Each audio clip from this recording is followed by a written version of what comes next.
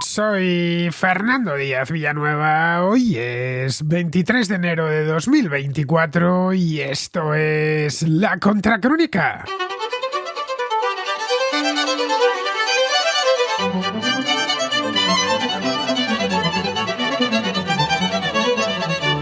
Ron DeSantis, uno de los candidatos favoritos en las primarias republicanas, anunció este domingo que retiraba su candidatura.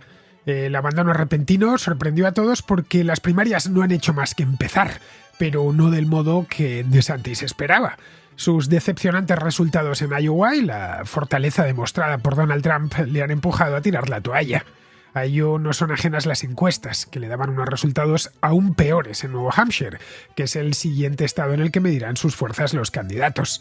Las de Nuevo Hampshire se celebrarán hoy, martes, y como sucedió en Iowa, Trump parte como vencedor absoluto, sin que nadie le haga sombra. Ya fuera de la carrera presidencial, DeSantis se ahorrará la humillación de quedar tercero detrás de Trump y de Nikki Haley. Pero no solo eso, si evita enfrentarse a Trump, complacerá también a su base electoral en Florida, que en líneas generales es muy trumpista. DeSantis oficializó su candidatura a las primarias en mayo del año pasado, unos meses después de arrasar en las elecciones a gobernador de Florida. Pasó por encima del candidato demócrata y eso le dio ánimos para postularse a la presidencia, seguramente en la creencia de que Donald Trump, que era candidato desde noviembre de 2022, estaba acabado y sus posibilidades de volver a la Casa Blanca eran muy pequeñas. No era una suposición suicida. A fin de cuentas, en las elecciones de medio mandato de 2022, los candidatos al Senado que apoyaba personalmente Trump fueron todos derrotados. Su esperanza consistía en heredar el voto trumpista en todo el país, asumiendo buena parte de su programa, aunque cambiando ligeramente el estilo. Creía que los votantes de Trump verían con buenos ojos una renovación, alguien más joven y sin enredos con la justicia. Lo que no podía prever entonces era que los demócratas en Washington harían todo lo posible por fortalecer la candidatura de Trump, convirtiéndole en algo parecido a un mártir de la causa republicana. Los sucesivos juicios no han hecho más que entregar minutos de televisión y atención mediática a Trump, mientras se ignoraba al resto de candidatos, que apenas han tenido oportunidad de mostrarse ante los electores. La idea de los demócratas era centrarlo todo en Trump y extender esas malas vibraciones al Partido Republicano en su conjunto. Pero el plan demócrata de señalar a Trump como el mal absoluto, mientras se ninguneaba al resto de su partido, no ha funcionado. Ahí tenemos los resultados en Iowa del pasado día 15. DeSantis se volcó en el estado visitando personalmente todos sus condados, pero hizo cálculos erróneos. Pensó que podría convencer a los votantes tradicionales de Trump exhibiéndose como un candidato continuista, una suerte de trumpismo renovado y con experiencia de gobierno en su estado. Pero esos votantes que anhelaba conquistar no estaban por la labor de abandonar a Trump, a quien muchos ven como un mesías.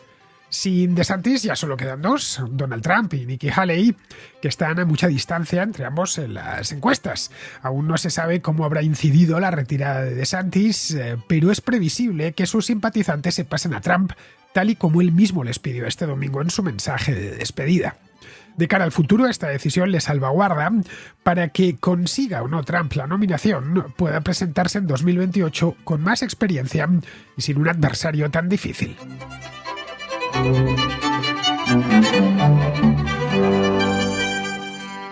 Hablábamos el jueves pasado aquí en la Contracrónica de las elecciones primarias en Estados Unidos, concretamente de las elecciones primarias del Partido Republicano, que como ya os comenté, son las que importan en estas elecciones porque las del Partido Demócrata va a haber elecciones primarias, hay dos candidatos, Biden y una mujer llamada Marianne Williamson, pero vamos, están más que ganadas de sobra por Biden si es que continúa adelante, que lo mismo se podría retirar. Estas elecciones primarias tiene pinta de ser, en serio lo digo, las más calientes en mucho tiempo.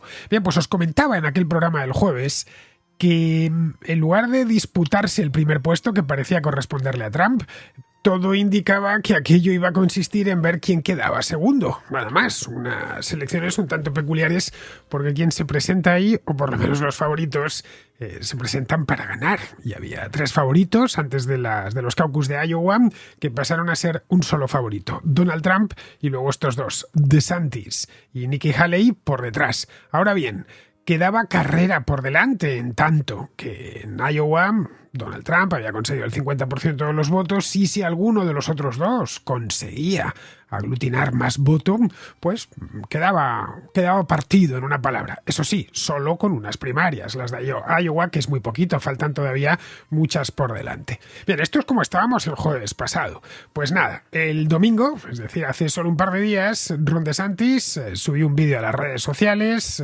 anunciando su candidatura. El fin de su candidatura, que se retiraba. Esto es una decisión que supone pues una derrota aplastante para una figura que representaba la principal esperanza para esos republicanos que quieren superar el trumpismo, pero que malinterpretó de principio a fin la fortaleza de Trump, sobreestimó también sus propias capacidades e hizo una serie de cálculos erróneos sobre lo que hoy mueve al votante republicano medio. Su retirada, y no solo retirada, su respaldo a Trump con la retirada, porque en el mismo vídeo en el que anunciaba que se iba, anunciaba también que a partir de ahora él personalmente y todos los seguidores suyos que quisiesen seguirle, pues en esto también deberían votar a Trump. Todo esto se ha producido 2 días antes de que los republicanos de Nuevo Hampshire acudiesen a las urnas. Acuden hoy martes, seguramente para dar a Trump otra victoria en las primarias. Ahora, la carrera depende de... No conozco los resultados de Nuevo Hampshire porque no tengo todavía, espero que algún día lo adquiera, pero no lo tengo, lo de viajar en el tiempo. Ya me gustaría poder viajar al jueves y saber exactamente los resultados, pero no lo tengo, no tenemos ni idea, pero lo más probable es que gane Nuevo Hampshire también Trump y ahora todo queda en 2, depende de Trump y Nikki Haley.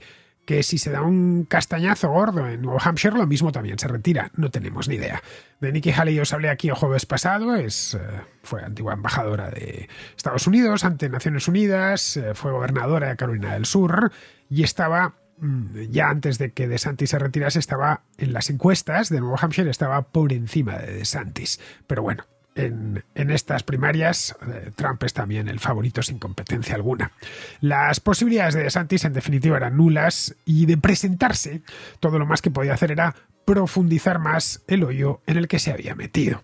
De manera que este fin de semana decidió apearse de la carrera. Grabó este vídeo, lo publicó en las redes, decía que suspendía su campaña ya que tenía claro que los republicanos querían dar una nueva oportunidad a Donald Trump y él, por supuesto, se debe a su partido y a su país. Acto seguido pidió a quienes le apoyaban que hiciesen lo propio con Trump, es decir, que apoyasen a Trump aprovechando la ocasión, ya que estaba, para meter una puya a Nikki Haley. Dijo que él respaldaba a Trump porque no se podía volver a la vieja guardia republicana de otros tiempos, o a una forma, y esto es literal, reenvasada de corporativismo recalentado, lo llenó todo de adjetivos, que representa, según él, Nikki Haley. Trump, naturalmente, recibió la noticia con regocijo. Su equipo de campaña publicó un comunicado en el que se congratulaban por la decisión de DeSantis, el mismo equipo de campaña que hace no tanto tiempo le atacaba, pero bueno, esto es política. E invitaban a todos los republicanos a apoyar a Trump, ya que es el único que puede derrotar a Biden en noviembre. Esto lo dice el equipo de campaña de Trump, pero si nos vamos a las encuestas vemos que también es el único, pero no el único. Nikki Haley, según las encuestas, también puede derrotar a Trump en noviembre. De hecho, tengo las últimas encuestas delante de mí ahora mismo y en estas encuestas lo que se puede ver es que cualquiera de los 3 candidatos que estaban en liza hasta hace 2 días hubiese ganado Donald Trump, tanto DeSantis como el propio Trump como Nikki Haley. De hecho, en las últimas encuestas publicadas el día 21 de enero, es decir, este mismo lunes, estaban dando en Real Clear Politics, por ejemplo, pues le sacaba 2 puntos Trump a Biden.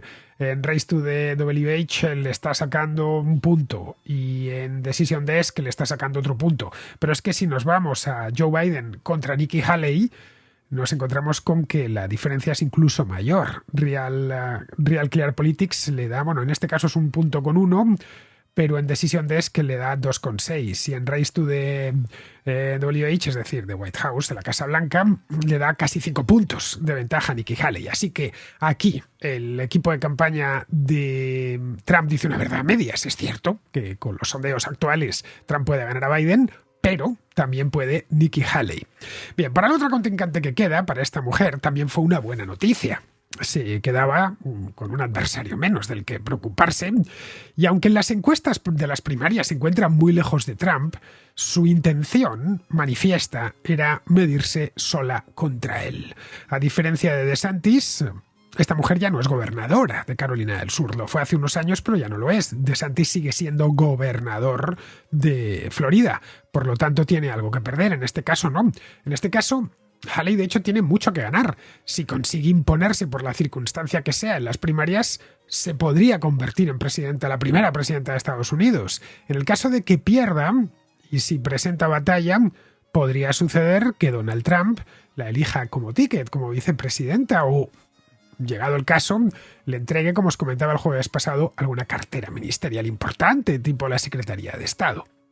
Por poder puede suceder, de tal manera que está haciendo, digamos, Nikki Haley está haciendo una apuesta segura. La semana pasada se disputaba el segundo puesto. Bien, en este caso el segundo puesto Nikki Haley ya lo tiene garantizado, no, sin necesidad de más elecciones. Eso sí, lo más probable es que quienes pensasen votar a DeSantis, porque algo de votos se podría ir a Nikki Haley, pero la mayor parte de los que iban a votar a DeSantis en las siguientes primarias, ahora lo más previsible es que se pasen a Trump. Y eso hará que su ventaja sea aún mayor de lo que ya lo era.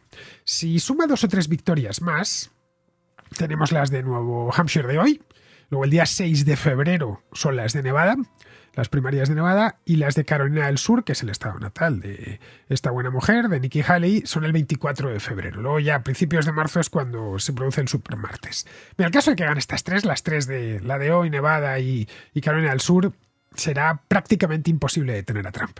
Podemos asumir que será el candidato nominado en Milwaukee en el mes de julio. Hace solo unos meses, la cuestión es que DeSantis parecía el recambio natural de Trump. No tantos meses, estoy hablando de todavía el otoño del año pasado. Es joven, tiene solo 45 años, no olvidemos que Trump este año cumplirá 78, es decir, podría perfectamente ser hijo de Donald Trump. Tiene experiencia militar, fue jurídico de la Armada varios años. Estuve mirando cuál era su correspondencia en lo que sería un oficial de la Armada en España, en este caso del cuerpo jurídico, y sería un capitán de corbeta, es decir, estuvo varios años ahí en la Armada. También posee mucha experiencia política, fue representante en la Cámara de Representantes de Washington por Florida durante 5 años y desde 2019 es gobernador de Florida. Las elecciones del año anterior, de 2018, las había ganado por los pelos. Le sacó a su oponente demócrata solo 4 décimas. Es decir, fue gobernador de puro milagro. Pero luego en las del año 2022 le sacó 20 puntos al que le pusieron los demócratas. Un tipo llamado Charlie Crist, un demócrata floridense histórico. Bueno, fue gobernador de Florida entre 2007 y 2011. Este le sacó 20 puntos, el 59% frente al 39%. No sé si era la mayor ventaja que se había sacado en la historia de Florida, pero era de las mayores, desde luego. Esa victoria se la debió en buena parte al modo en el que DeSantis gestionó la pandemia. Florida fue el estado donde menos restricciones hubo, restricciones pandémicas. Sería el equivalente en España, salvando las distancias naturalmente, a lo que fue la Comunidad de Madrid. Y como bien sabemos, Isabel Díaz Ayuso se benefició bastante de la manera de proceder que tuvo durante la pandemia. Se benefició electoralmente, estoy hablando. Pues lo mismo le pasó a Ron DeSantis. Bueno, llegó incluso DeSantis a enfrentarse con el alcalde de Miami-Dade, que es un cubano, bueno, nacido en Cuba, porque este hombre nació en Cuba, aunque lleva allí toda la vida, Carlos Jiménez, por el cierre de las playas. Bien, esto le catapultó a la fama en todo el país y empezaron los republicanos a verle como el futuro del partido. Luego, tras la pandemia y la victoria de 2022, todos los ojos empezaron a estar encima de él. Empezaron a dorarle la píldora, diciéndole que era su momento, que tenía 40 y tantos años y que si quería ir más allá del gobierno de Florida, que es un estado importante, pero claro, es mucho más importante ser presidente de Estados Unidos, que tenía que ponerse en marcha ya y que había una oportunidad porque Trump estaba mayor, estaba acosado por juicios y por problemas y estaba desprestigiado, que se necesitaba, que los estadounidenses republicanos querían a Trump, pero no querían lo que decía Trump, pero no necesariamente a Trump en persona. Todo esto se lo creyó y es cuando decidió dar el salto. Para eso lo que hizo fue durante los últimos 2 años, especialmente desde su victoria de 2022, que ya digo, arrasó, A partir de ahí empleó el gobierno de Florida y la mayoría en el Parlamento del Estado como escaparate para mostrar a todo el país lo que podría hacer si llegaba a presidente. Se marcó una agenda conservadora, muy del gusto de la mayor parte de republicanos. Bueno, llegó incluso a prohibir el aborto durante mes y medio, sí, durante 6 semanas dentro del estado de Florida, en lo que elaboraba una nueva ley estatal que iba a ser algo más restrictiva. Llegó incluso, y esto es algo de lo que nos enteramos en Europa y en otras partes del mundo, a cargar contra Disney. De Disney Company, Walt Disney Company, que como bien sabemos posee un parque temático muy popular en el estado, en la ciudad de Orlando. También fue contra la agenda LGTBI que venía de Washington. Prohibió, por ejemplo, a las mujeres transgénero competir en las competiciones femeninas, en las escuelas y en las universidades.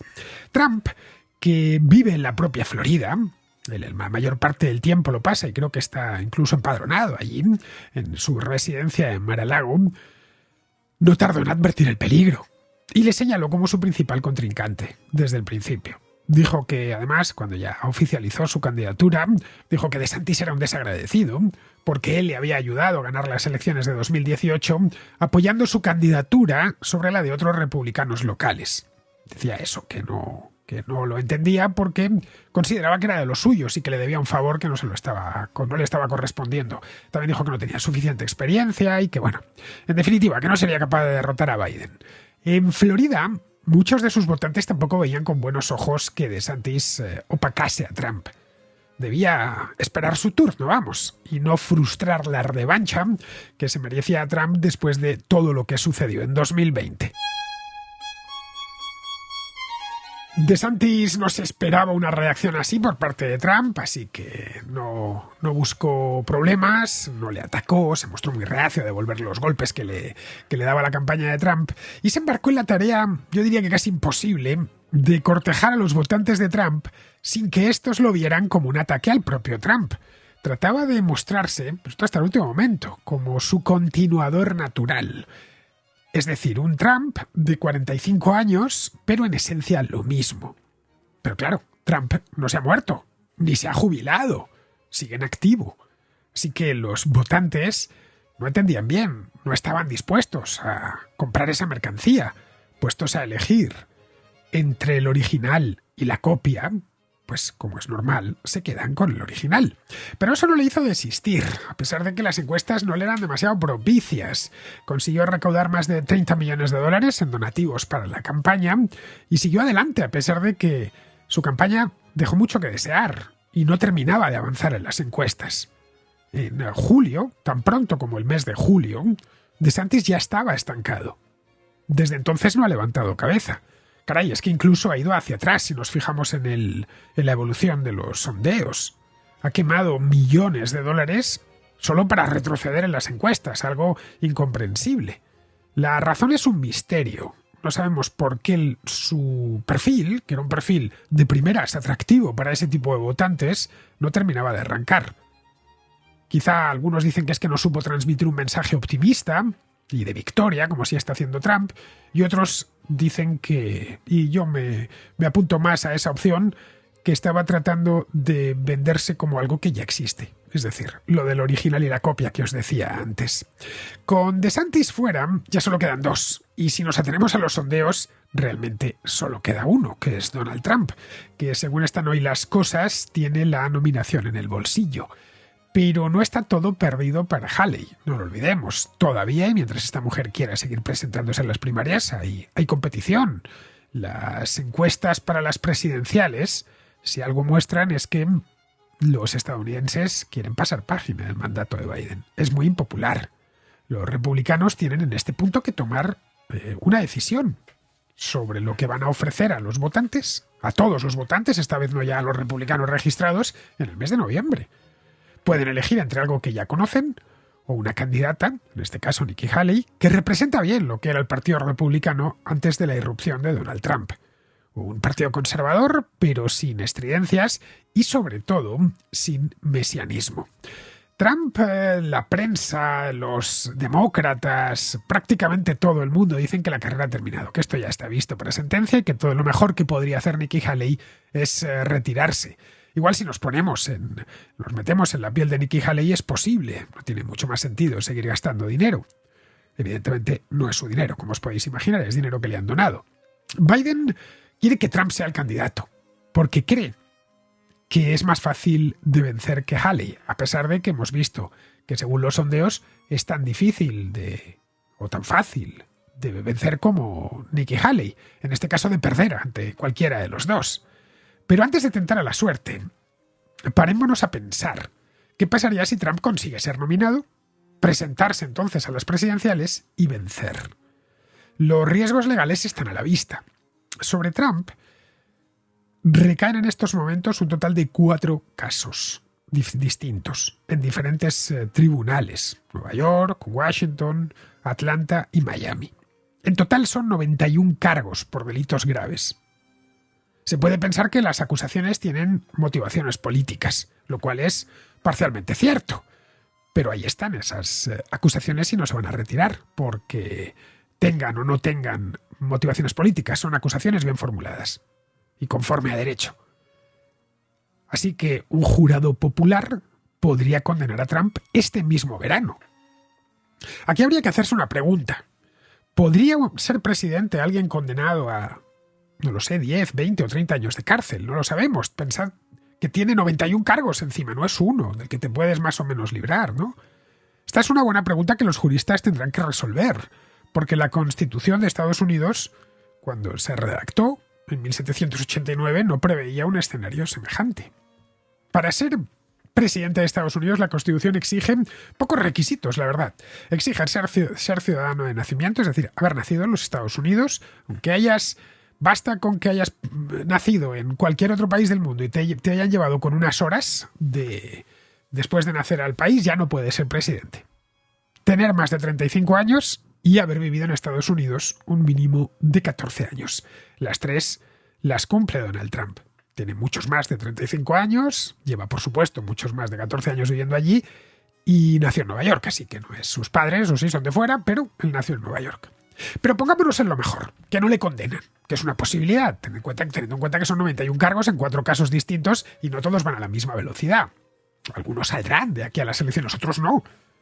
O que superan directamente, los aceleran y supera esos 4 juicios, con la absolución en todos los casos. Bien, en ese caso llegaría limpio a la Casa Blanca, pero sin demasiado capital político. Ganaría de una forma ajustada, como ya hizo en 2016, y eso ya sabemos los problemas que luego tiene, con el país extremadamente polarizado. Bueno, en aquel momento de hecho perdió un voto popular. Esa es la razón por la cual durante la campaña y los días previos no se consideraba factible que pudiese ganar. Se quedó, de hecho, 2 puntos por debajo de Hillary Clinton, fue el 48% frente al 46%, pero ganó en voto electoral porque se hizo con una serie de estados clave como Florida, Ohio, Texas o Pensilvania. Algo similar podría suceder este año. Los demócratas están convencidos, de hecho, de que si Trump vuelve al poder, instaurará una dictadura. Bien, eso no es cierto. Se trata de la típica hipérbole de los editorialistas del New York Times y del Washington Post y asociados. Las instituciones en Estados Unidos, afortunadamente, son sólidas y los contrapesos gozan de extraordinaria salud. Bueno, esto lo pudimos ver tras el asalto al Congreso el 6 de enero de 2021. El Congreso respondió en el acto, no se interrumpió su actividad más allá del momento del asalto que salieron los representantes. Volvieron a reunirse y ratificaron los votos del colegio electoral. Los asaltantes al final eran un pequeño grupo de radicales y de exaltados que no representaban ni de lejos al votante republicano medio. De modo que, de regresar al poder, lo haría con un apoyo no precisamente masivo. No olvidemos que Trump nunca ha alcanzado un índice de aprobación superior al 50%, ni cuando era presidente. No puede cumplir más de un mandato ya, con esto es ni presentarse más veces, y podría perder el Senado en noviembre.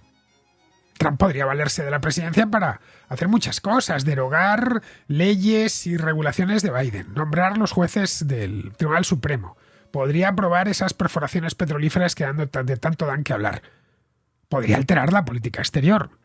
Pero si los demócratas controlan cualquiera de las 2 cámaras del Congreso, tendría muy difícil, complicadísimo hacer todo eso, ya que el sistema está bien diseñado para evitar precisamente la dictadura. Los partidarios de Trump dicen que su primer mandato fue un éxito, por lo menos hasta las elecciones de medio mandato de 2018, a finales de aquel año, cuando él llevaba ya casi 2 años en el poder, y la pandemia de 2020.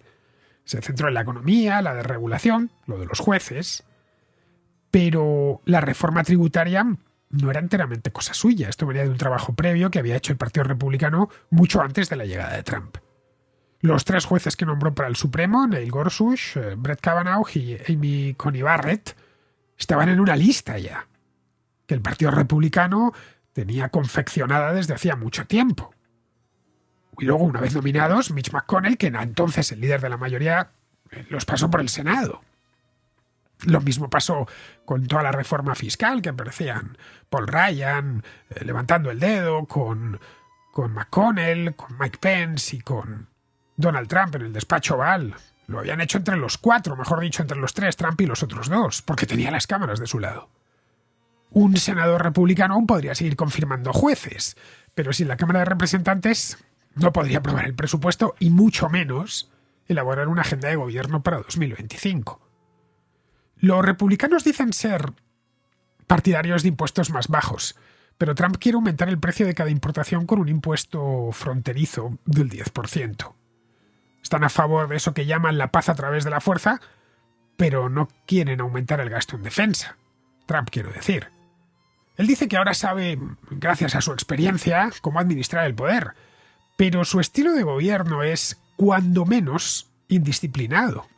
La oposición interna seguirá siendo implacable, las filtraciones a la prensa interminables y la prensa implacablemente hostil.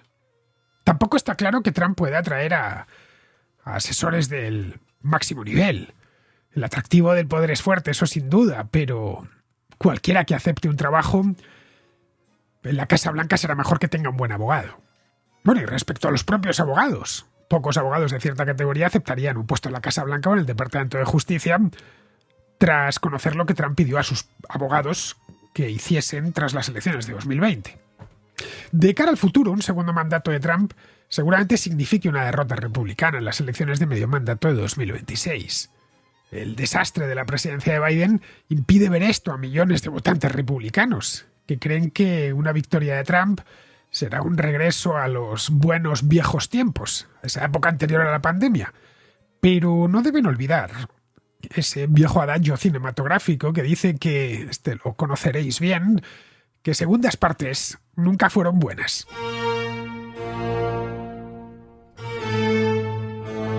Vamos con la contrarréplica. Empezamos con Antonio de Zaragoza, que nos habla de una recomendación europea sobre la denominada pobreza energética.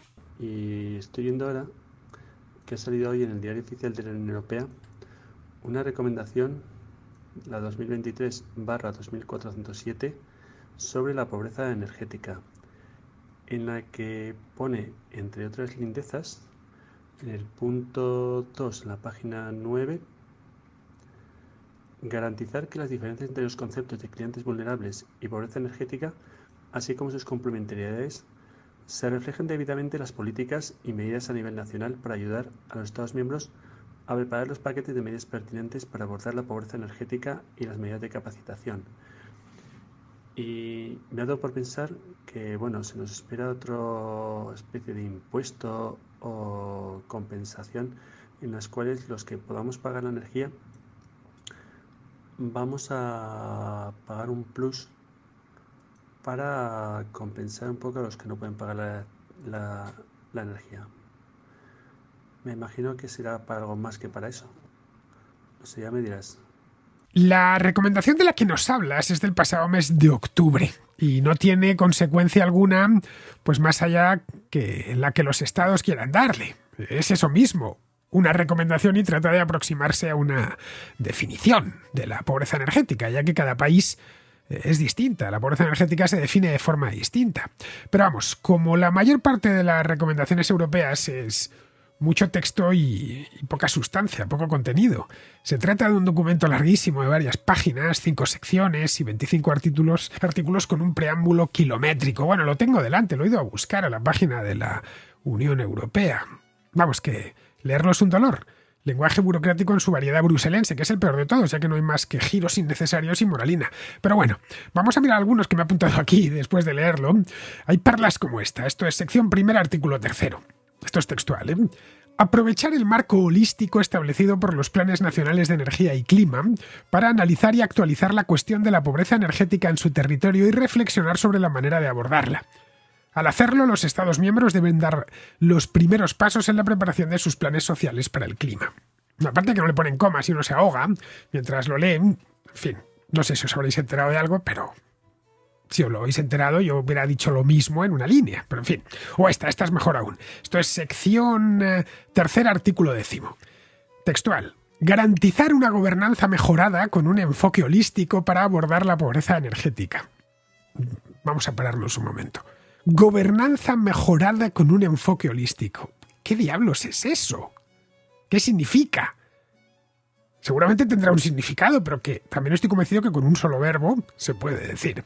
Incluida la colaboración interdepartamental y vertical entre las estructuras de gobernanza nacionales, regionales y locales, lo que implica un compromiso más estrecho con los hogares vulnerables y los interlocutores sociales y energéticos pertinentes y las partes interesadas.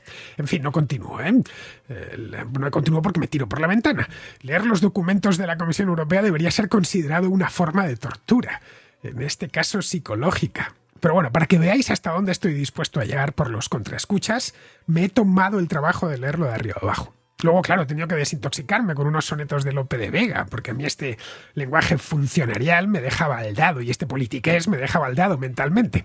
Pero bueno, quitando toda la hojarasca, que como vemos es mucha, la chicha está en el artículo 7 de la sección segunda, que dice textualmente: poner en marcha medidas para evitar las desconexiones de consumidores afectados por la pobreza energética y consumidores vulnerables, a través de sistemas de ayuda financiera específicos y acciones, tanto a corto como a largo plazo, que incluyan, entre otras, planes de pago y asesoramiento en materias de eficiencia energética, contratos de suministro alternativos o asistencia de los servicios sociales y las organizaciones de la sociedad civil. Para seguir protegiendo a los consumidores y garantizar la continuidad del suministro, los Estados miembros deben garantizar un proveedor de último recurso. Resumiendo, en esto, Antonio, has acertado, que habrá que pagar la electricidad y el gas a quienes no se lo puedan permitir, es decir, lo que ya tenemos en España con los bonos energéticos.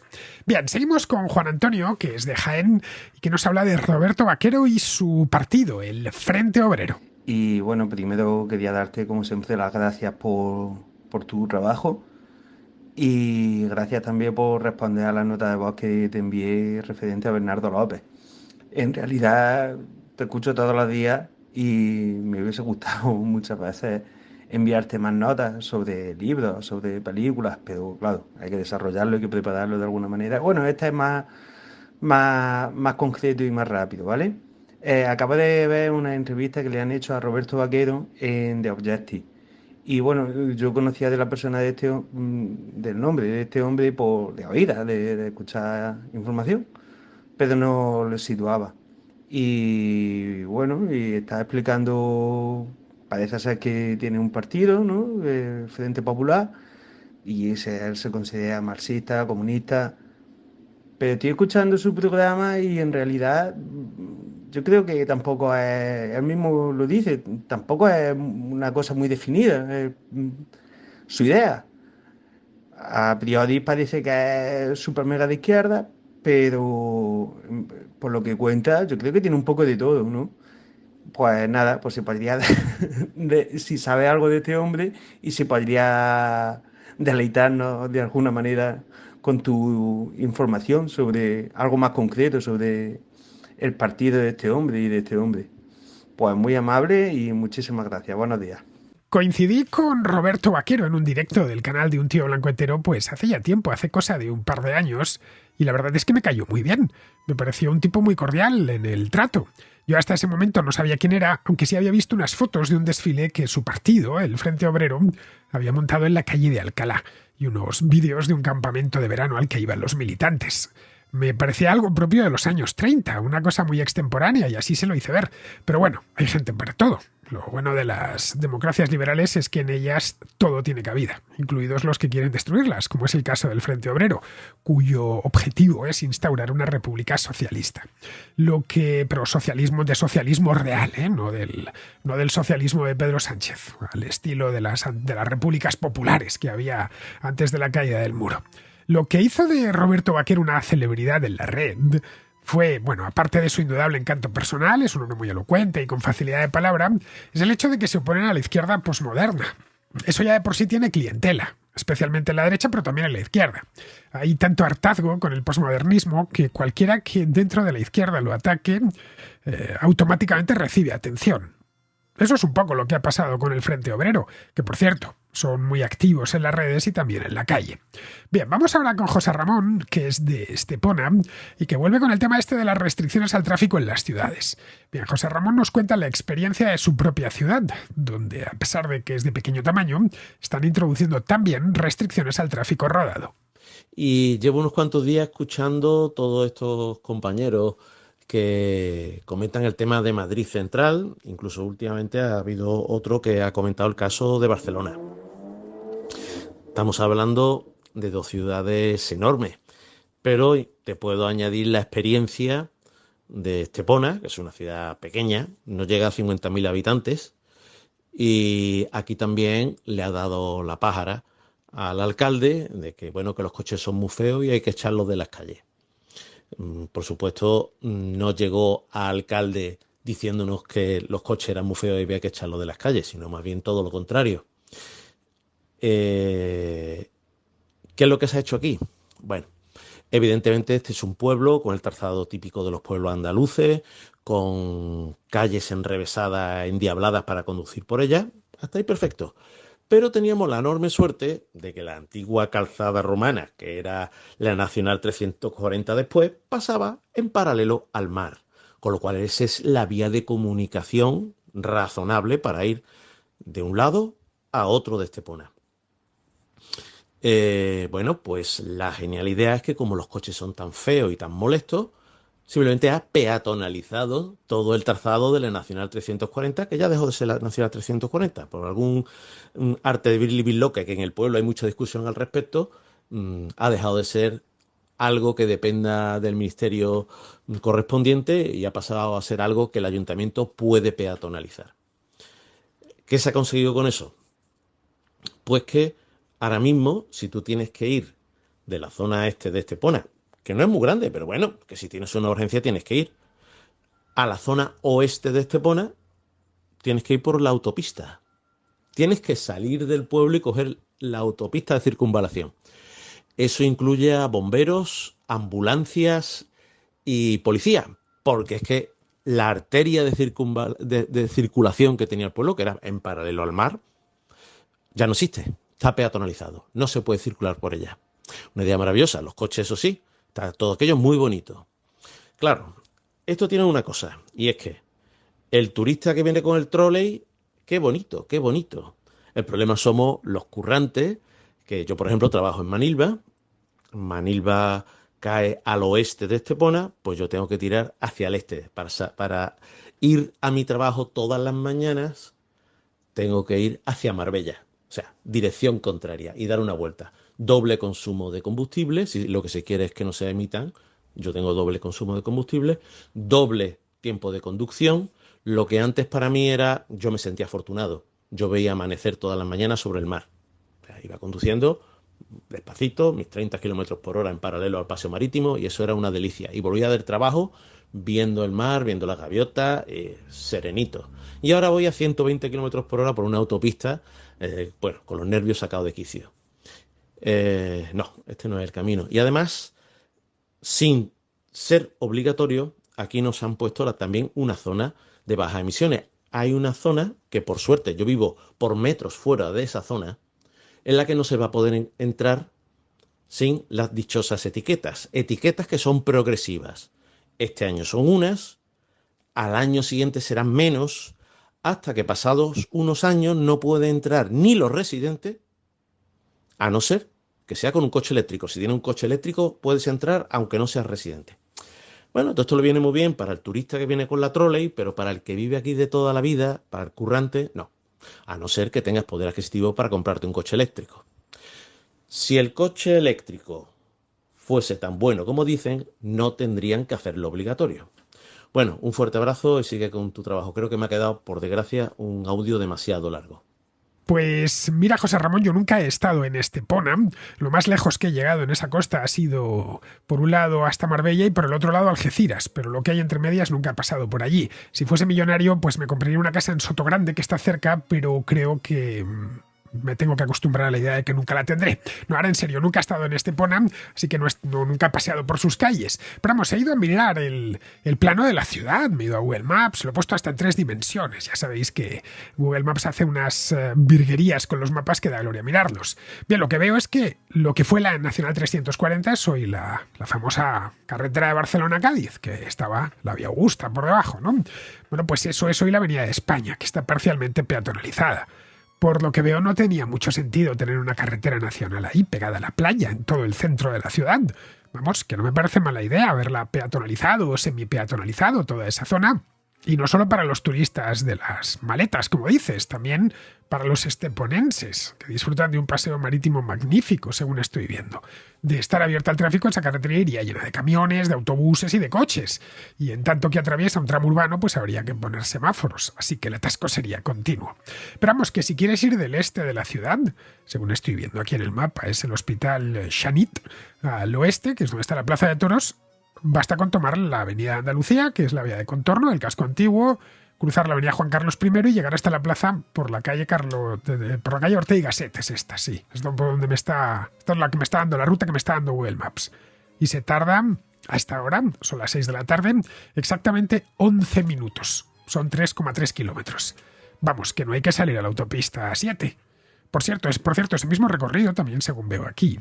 En bicicleta, a través del paseo marítimo, tardas 9 minutos. Pues menos, son 2,7 kilómetros, pero no mucho menos, ¿eh? Y ya de paso aprovechas para mover un poco las piernas y oxigenarte.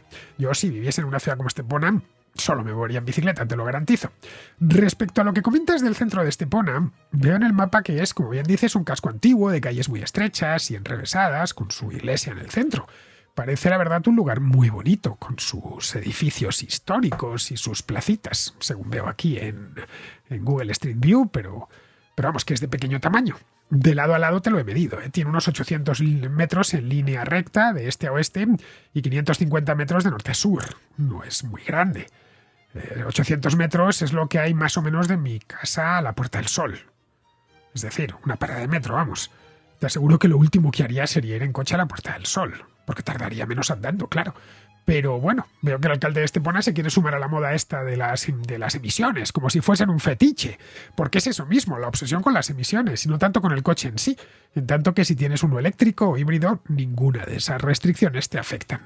Bien, vamos a terminar ya, vamos con Pizarro, que nos habla de estas manifestaciones que han hecho los agricultores en Alemania. Protestar ante la retirada de un subsidio es entendible porque implica empezar a pagar tú lo que te venían pagando otros. Como hay un mar de fondo de descontento entre los agricultores y sus subsidiadores, las componendas de Olaf para que los tractores vuelvan al campo, si lo consiguen, serán para tapar una gotera en el salón de una casa con el tejado de papel.